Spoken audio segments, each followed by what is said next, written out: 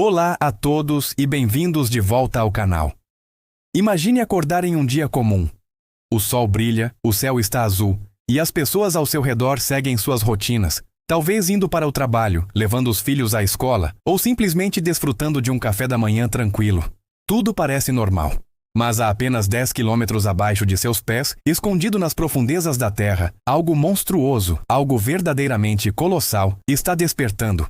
Uma força tão inacreditavelmente poderosa e devastadora que tem a capacidade de apagar civilizações inteiras, de reescrever a história do nosso planeta em questão de meras horas. Não, isso não é uma cena de um filme de ficção científica apocalíptico, embora pareça. Estou falando de supervulcões. E eles não são uma invenção da nossa imaginação. Eles são reais e são algumas das maiores e mais temíveis forças da natureza. Hoje vamos mergulhar nas entranhas da Terra para explorar como um único evento vulcânico, uma única erupção titânica, poderia desencadear o que muitos chamam de apocalipse na Terra, transformando nosso mundo como o conhecemos em um piscar de olhos. Prepare-se, porque o que você vai ouvir hoje pode mudar sua perspectiva sobre o nosso planeta para sempre. Ato 1. O Gigante Adormecido. Bem debaixo do icônico Parque Nacional de Yellowstone, nos Estados Unidos, um dos cartões postais naturais mais famosos do mundo, repousa não apenas uma das maiores belezas da natureza, mas também uma das maiores e mais perigosas ameaças que a humanidade enfrenta. Uma caldeira vulcânica de proporções inimagináveis, tão vasta que poderia engolir um estado inteiro como Rhode Island. Esqueça a imagem tradicional de um vulcão com seu cone perfeito e fumaça saindo do topo. Yellowstone não é um vulcão comum, e é justamente por isso que ele é tão aterrorizante. Ele é um supervulcão, uma verdadeira bomba relógio geológica. Mas o que exatamente torna um vulcão super?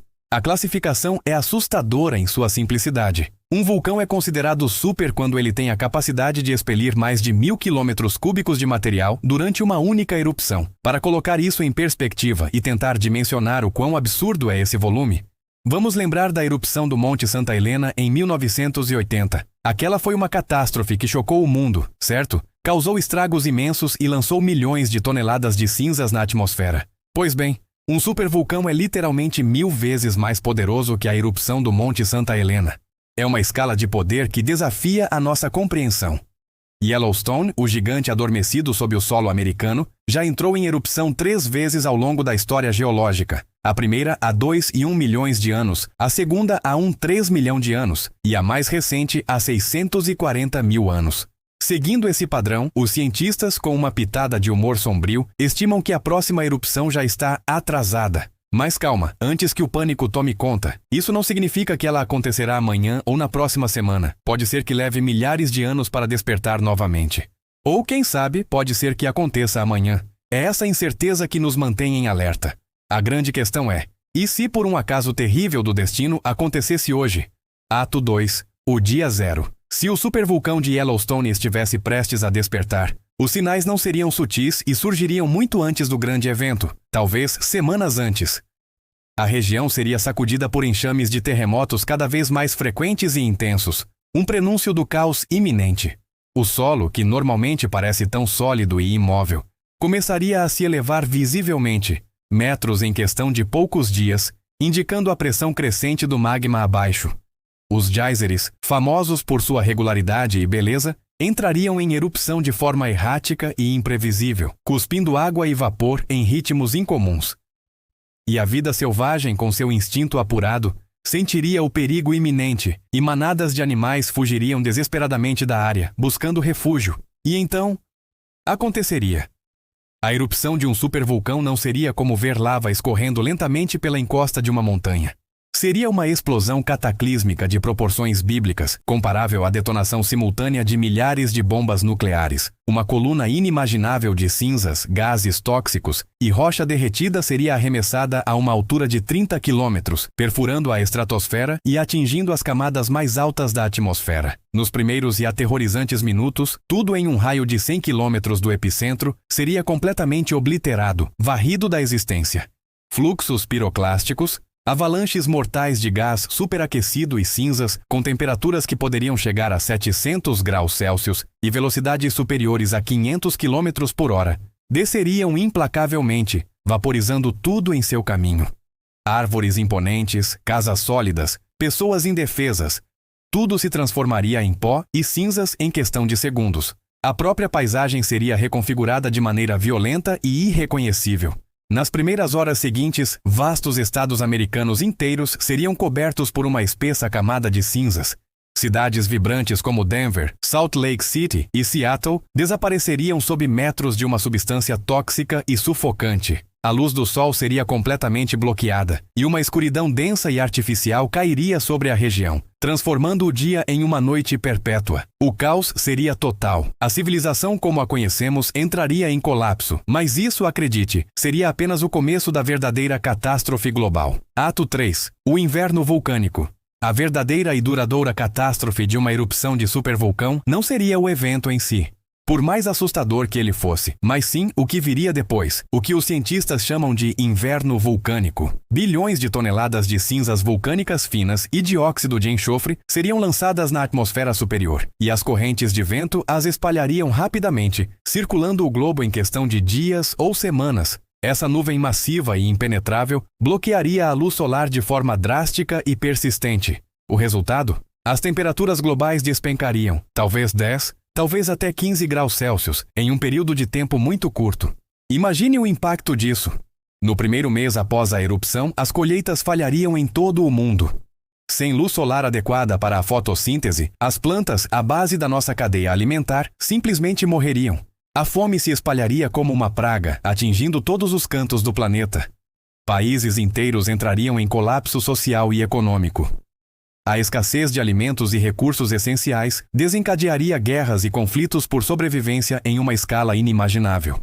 No primeiro ano, estima-se que bilhões de pessoas morreriam, não diretamente pela erupção ou seus efeitos imediatos, mas sim pela fome, pelo frio extremo e pela violência e anarquia que se seguiriam à desestruturação da sociedade. A cadeia alimentar inteira entraria em colapso. Os oceanos, agora cobertos por uma camada de cinzas e com a temperatura da água alterada, perderiam seu plâncton, a base de toda a vida marinha. Os peixes morreriam em massa. As aves migratórias desapareceriam, seus padrões de migração e fontes de alimento dizimados. O ecossistema global seria irremediavelmente alterado.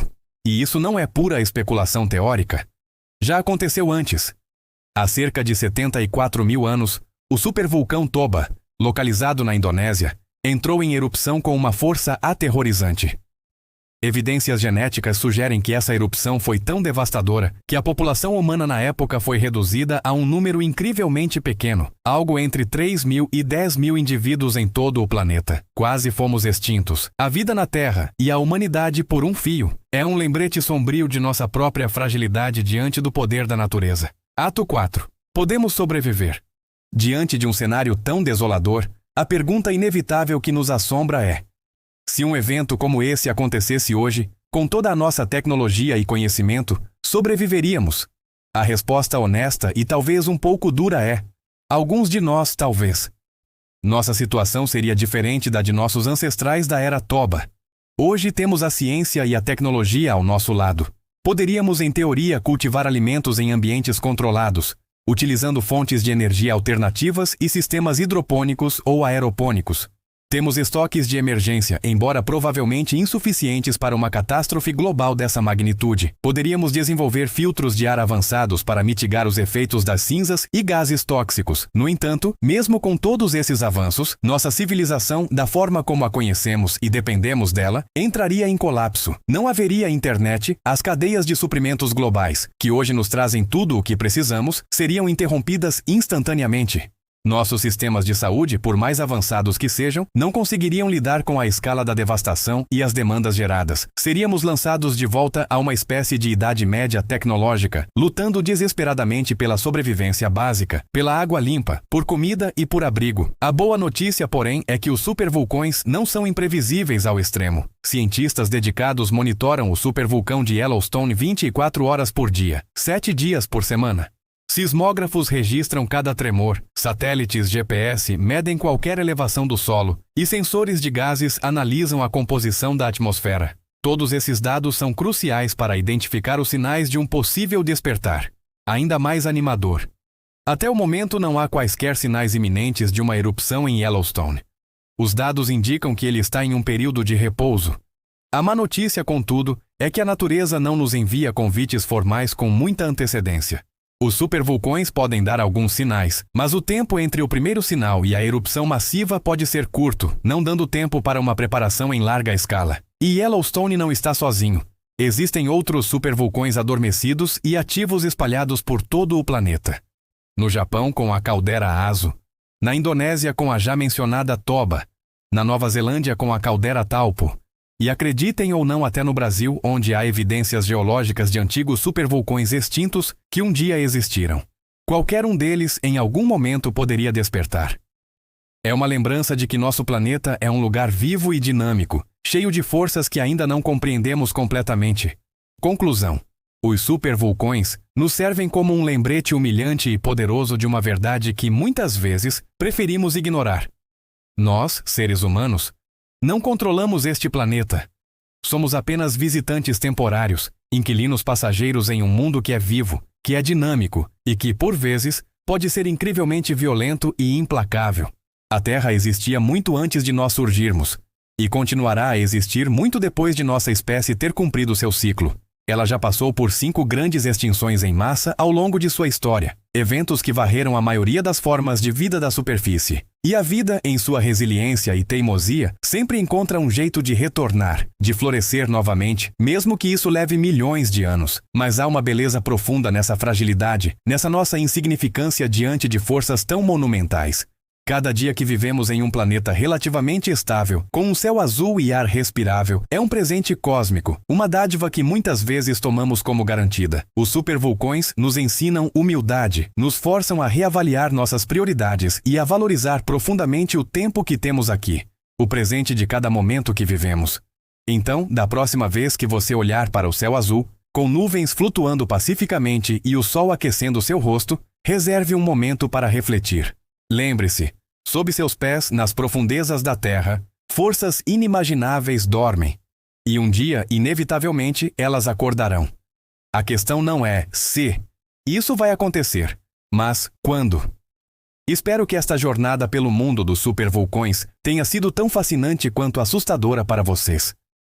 Se gostaram do vídeo e aprenderam algo novo, por favor, deixem seu like, compartilhem com os amigos e, claro, não se esqueçam de se inscrever no canal e